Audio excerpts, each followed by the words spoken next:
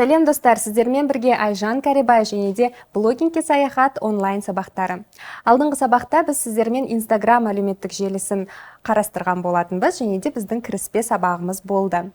Ол жерде біз сіздермен өзіміздің Instagram профилімізді толтырдық, яғни никнейм қойдық, аватар және де өзіміз жайлы ақпараттарды мына жерге жаздық. Енді келесі нәрсе, біздің басты нәрсеміз ол суреттер жүктеу. Яғни ең алғашқы сіздің суретіңіз не жайлы болады, жалпы сіз Инстаграмды не үшін жүргізесіз, осы жайында сөйлесейік. Жалпы біздің Инстаграм жүргізудің неше түрлі жолдары бар. Оны сіздер бизнес аккаунт ретінде жүргізсеңіз болады, жеке аккаунт ретінде жүргізсеңіз болады, тек қана видео қоятын, мысалға Вайнер ретінде жүргізсеңіз болады.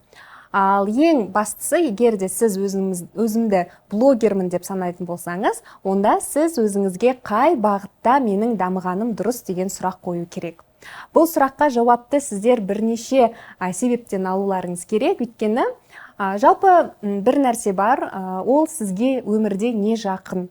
Яғни сізге немен айналысқан ұнайды, өзіңіздің жан дүниеңіз неге жақын деген сияқты осы сұрақтарға жауап беру керек.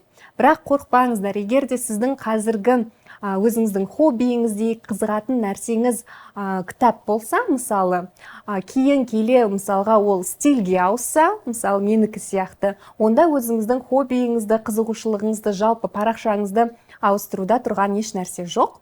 Сол себепті дәл қазір сізге не қызықты, не туралы сіз сағаттап айта аласыз, осы жайында ойланып көріңіз. Және де тағы да бір нәрсе, өзіміздің нишамызды таңдаудағы ең басты нәрсе, ол біздің эксперттік көзқарасымыз. Эксперттік көзқарас ол қалай қалыптасады? Мысалы, бір саланы таңдайсыз, өзіңізге ұнайтын, ең бірінші өзіңіз не жайында оқыған ұнайды. Мысалға, ең бір қарапайым сұрақтардан бастайық. Егер де Инстаграмды сіз оқып жүрген болсаңыз, бірақ жеке аккаунттан енді өзіңіз кәсіби блогер болуға ауысқыңыз келсе, онда осыған дейін Инстаграмда сізге қандай парақшалар ұнайды, тіпті кімге сіз жазылғансыз, осыларды бір қарап өз-өзіңізге анализ жасасаңыз болады. Мысалы, мүмкін егер де сіздің жағдайыңызға байланысты, егер де сіз студент болсаңыз, немесе оқушы болсаңыз, сізге қазір қандай пәндер ұнайды, немесе студент болсаңыз, сіздің мамандығыңыз қандай? Егер де сіз экономист болсаңыз, неге сізге бір экономикалық тақырыптағы бір блог жүргізбеске? Немесе сіз бір өнер адам болсаңыз, актер болсаңыз, неге сізге бір актерлік шеберлікті шыңдауға көмектесетін бір блогты жүргізбеске?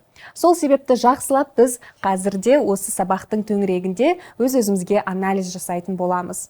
Мысалға, мен өзімнің блогымды қалай таңдадым?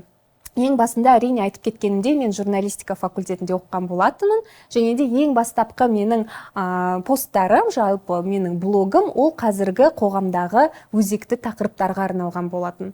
Және де арасына мен өзіме ұнайтын жаңағыдай кулинария тақырыптарын қоса бастадым, қарым-қатынастарды қоса бастадым, кейін келе өзіме мысалға психология ұнай бастады. Сол жақтағы көптеген кітаптардан өзімнің түйген ойларымды, өзімнің түйген сабақтарымды жаза бастадым. Солай адамның өзінің дәл қазіргі сәтте өзіне қызығатын тақырыбына блог жазу, пост жазу, ол өте дұрыс, қалыпты нәрсе. Сол себепті ойламаңыздар, мен тақырыптан тақырыпқа секіріп жүремін деп, ол деген өте сондай бір табиғи түрде қалыптасатын нәрсе.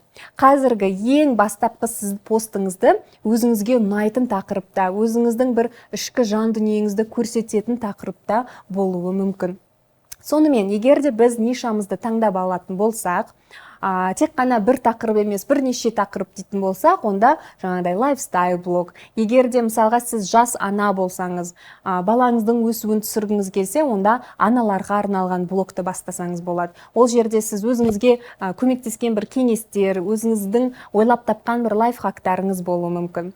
Ал егер де сізге көбінесе юмор жақын болса, мен бір видео түсіріп, жаңағыдай вайнер болғым келетін десеңіз, онда сіз де блогыңызды сол жаққа қарай ыңғайластыра бастайсыз.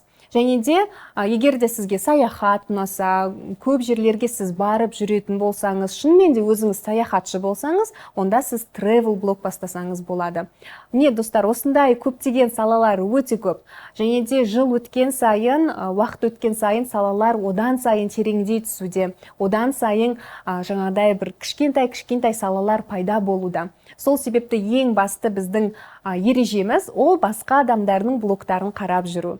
Әлемдегі ең топ блогерлерді қарап жүру, ол тек қана қазақ тілді емес, мысалға орыс тілді, ағылшын тілді, басқа да халықаралық блогерлерді көптеп қарап, олар не істеп жүр екен, және де олардың тәжірибесі қандай екен деген сұрақты қойып өз-өзіңізге сондай анализ жасасаңыз болады. Және де өзіміздің нишамызды таңдаудың бірден бір себебі ол әрине бірінші ереже ол өзімізге қызық болуы тақырыптың, және де екінші ереже сіз ол тақырып жайында көптеген ақпарат алуға дайынсыз. Яғни оқуға, сол сала бойынша кітаптар оқуға, мүмкін бір қосымша курстар алуға. Егер де соның барлығына сіз дайын болсаңыз, онда сіз сол тақырыпта тереңдей білетін адам деген сөз, және де сол тақырыпта сіз адамдарға ақпаратты айта аласыз, яғни бөлісе аласыз. Достар, тағы да бір нәрсе, егер де сіз блогер болам десеңіз, онда сіз жазу машығыңызды дамыту керексіз. Қалай қызықты қылып жазу керек, және де қазірде Instagram тек қана жазу мен фото емес, ол және де видео, яғни сторис деген бізде қызметіміз бар. Егер де бас кезінде тек қана бізде Instagram ол фото болса, яғни адамдар өздерін фотограф ретінде көрсететін болса, кейін кәдімгідей жазуға көшті. Яғни адамдар кәдімгідей блогерлер ретінде қызықты мәтіндер жаза бастады, қызықты бір сөздер айта бастады. Ал енді қазірде ол барлығының қосындысы. Стористердің және де IGTV-дің қосылуына байланысты қазірде адамдар өздерінің видеоларын жүктей алады. Яғни сіздер жан жақты сондай әдемі сөйлей алатын, әдемі жаза алатын, және де әдемі қызықты қылып монтаж жасай алатын адам болуларыңыз керек. Қазірде Инстаграмда енді біз осы салалардың барлығында біз қарастыратын боламыз. Стористі, IGTV және де кәдімгі біздің посттар. Оның барлығы да өте маңызды. Достар, сонымен сіздерге түсінікті болу үшін мен сіздерге қайтадан Инстаграмның өзімнің парақшамды көрсетем, интерфейсін. Және де бұл жердегі кнопкаларды енді сіздер білесіздер деп ойлаймын. Мынау жалпы біздің өзіміздің лентамыз, сіздердің көптеген суреттеріңіз жүктелетін жер. Жалпы лентаға байланысты не айтуға болады? Кез келген блогердің, яғни кәсіби жүргізетін блогердің суреттері барынша сапалы болу керек. Сол сапаға бірден сіздер өздеріңізге деңгей қойып алып, сол деңгейді түсірмейтін болсаңыздар, онда сіздердің парақшаларыңыз кәдімгідей тартымды болады.